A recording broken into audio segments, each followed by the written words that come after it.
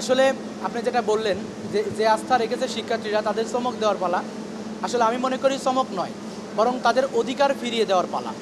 তো অধিকার ফিরিয়ে দেওয়ার পালাই আমি মনে করি যে আমাদের ক্যাম্পাসে যত সমস্যা, এর মধ্যে যদি আমি বলি প্রধানত ৩টা সমস্যা। আবাসন, এখানে পর্যাপ্ত আবাসন নেই। আমাদের ভাই বোনেরা ক্যাম্পাস সংলগ্ন গ্রাম থেকে শুরু করে শহর থেকে শুরু করে বিভিন্ন জায়গায় থাকেন, সেখানে কিন্তু নিরাপত্তা নেই।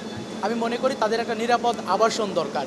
এরপরে আমি মনে করি যে একটা স্বস্তিকর যাতায়াত ব্যবস্থা, যেহেতু ক্যাম্পাস শহর থেকে ২২ কিলোমিটার দূরে, এই ক্যাম্পাসে যেন একটা স্বস্তিকর যাতায়াত ব্যবস্থা প্রতিষ্ঠিত হয়, এজন্য আমরা কাজ করব। এবং ক্যাম্পাসের আশেপাশে এবং ক্যাম্পাসে যারা থাকে, সবচেয়ে বড় সংকটের জায়গা হলো পুষ্টিকর খাবার। এখানে ক্যাফেটেরিয়া বলুন, ডাইনিং বলুন, অথবা হোটেলগুলোতে বলুন, কোথাও কিন্তু পুষ্টিকর যে খাবার, যে মান সংরক্ষণ করে খাবারগুলো পরিবেশনা করার কথা ছিল, সেটা এখানে হয় না। আমরা এটা নিয়ে কাজ করব সর্বপ্রথম ইনশাল্লাহ। আমরা চাই চমক নয়, আমরা আমাদের শিক্ষার্থী ভাই বোনদের অধিকার ফিরিয়ে দেওয়ার প্ল্যাটফর্মে পরিণত হতে চাই।